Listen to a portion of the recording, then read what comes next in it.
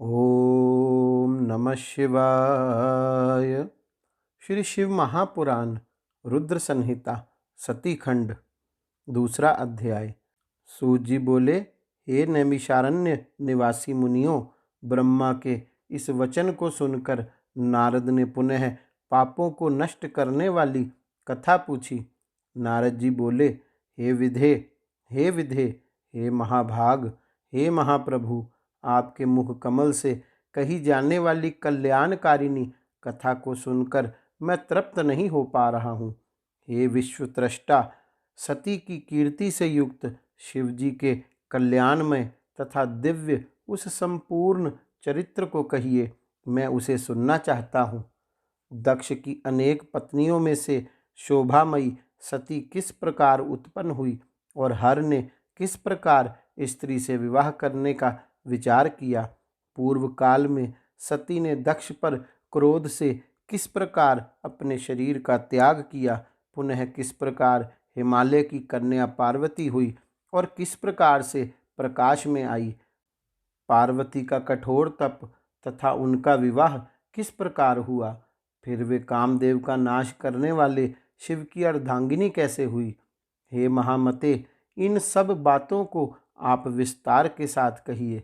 आपके समान संशयों को दूर करने वाला कोई दूसरा ना तो है ना ही होगा।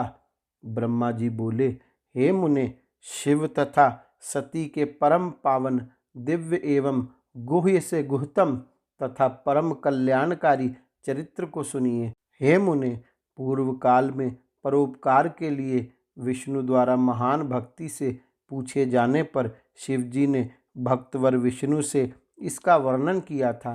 हे मुनि श्रेष्ठ, उसके बाद मैंने भी यह कथा शिव भक्तों में श्रेष्ठ बुद्धिमान विष्णु से पूछी। तब उन्होंने प्रीतिपूर्वक विस्तार से मुझसे कहा था, मैं सभी कामनाओं का फल प्रदान करने वाली एवं शिव के यश से युक्त उस प्राचीन कथा को आपसे कहूँगा। पहले भगवान शिव निर्गुण, निर्विकल्प, रूपहीन, शक्ति से रहित, चिन्ह मात्र एवं सत असत से परे थे। फिर हे विप्र, वे प्रभु सगुण, द्विरूप, शक्तिमान, उमा सहित दिव्य आकृति वाले, विकार रहित तथा परात्पर हो गए। हे मुनि सतम, उनके वामांग से विष्णु, दक्षिणांग से मैं ब्रह्मा तथा हृदय से रुद्र की उत्पत्ति हुई। मैं ब्रह्मा सृष्टि करने वाला और विष्णु पालन करने वाले तथा रुद्र स्वयं लय करने वाले हुए। इस प्रकार सदाशिव के 3 रूप हुए। लोक पितामह मुझ ब्रह्मा ने उन्हीं सदाशिव की आराधना कर देव, दैत्य, मनुष्य आदि समस्त प्रजाओं की सृष्टि की। दक्ष आदि प्रमुख प्रजापतियों की तथा देव श्रेष्ठों की रचना में मैं बड़ा ही प्रसन्न हुआ तथा अपने को सबसे महान समझने लगा। हे मुने, जिस समय मुझ ब्रह्मा ने मरीचि, अत्रि, पुलह, पुलस्त्य, अंगीरा, क्रतु, वशिष्ठ, नारद, दक्ष एवं भृगु, इन महान प्रभुता संपन्न मानस पुत्रों की सृष्टि की, उसी समय मेरे मन से एक सुंदर रूप वाली श्रेष्ठ युवती भी उत्पन्न हुई। वह संध्या के नाम से प्रसिद्ध हुई, जो प्रातः संध्या तथा साय संध्या के रूप में क्रमशः दिवाशांता तथा जपंतिका कही गई। वह अत्यंत सुंदरी, सुंदर बोहों वाली तथा मुनियों के मन को मोहित करने वाली थी।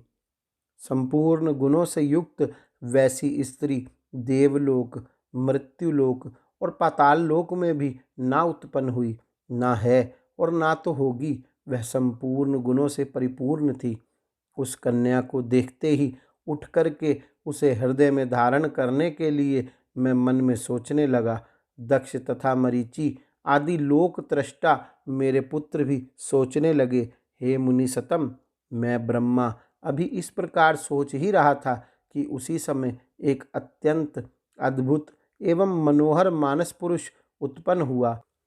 हे तात, वह पुरुष तप्त स्वर्ण के समान कांति वाला, स्थूल वक्षस्थल वाला, सुंदर नासिका वाला, सुंदर तथा गोल उरु, कमर जंघा वाला, काले तथा घुंघराले बालों वाला, आपस में मिली हुई भौहों वाला, पूर्ण चंद्रमा के समान मुख वाला, कपाट के समान विस्तीर्ण छाती वाला, रोमराजी से सुशोभित, बादल पर्यंत ऊंचे गजराज के समान आकृति वाला, महास्थूल तथा नील वर्ण का सुंदर वस्त्र धारण किए, रक्त वर्ण के हाथ, नेत्र, मुख, पैर और अंगुलियों वाला, पतली कमर वाला, सुंदर दांतों वाला, मतवाले हाथी की सी गंध वाला, खिले हुए कमल के पत्र सदृश नेत्रों वाला, अंगों पर लगे हुए केसर से नासिका को तृप्त करने वाला, शंख के समान गर्दन वाला,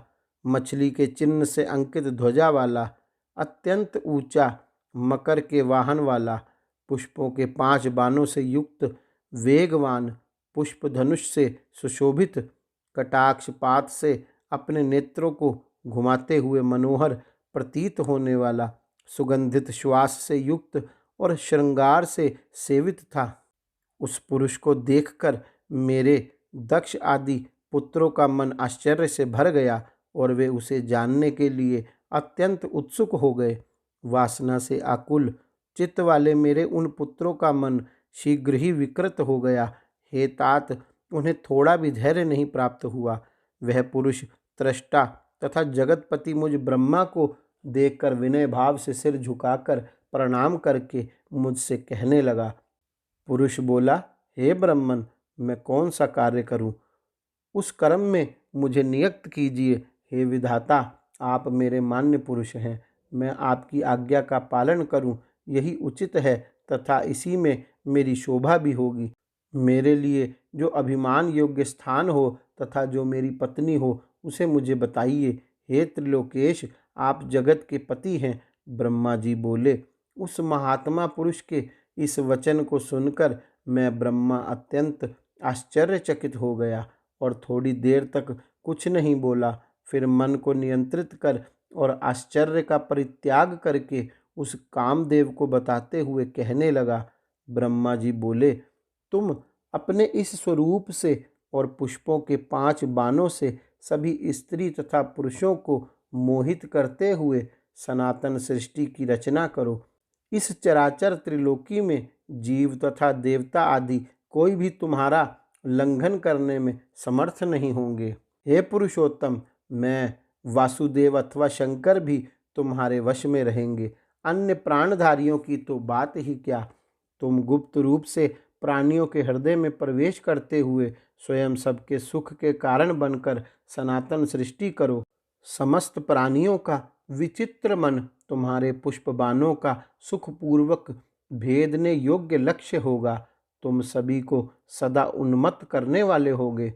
मैंने सृष्टि में प्रवृत्त करने वाला यह तुम्हारा कर्म कह दिया। ये मेरे पुत्र तत्वपूर्वक तुम्हारे नामों का वर्णन करेंगे। ब्रह्मा जी बोले, हे सुरश्रेष्ठ, ऐसा कहकर अपने पुत्रों के मुख की ओर देखकर क्षण भर के लिए मैं अपने पद्मासन पर बैठ गया।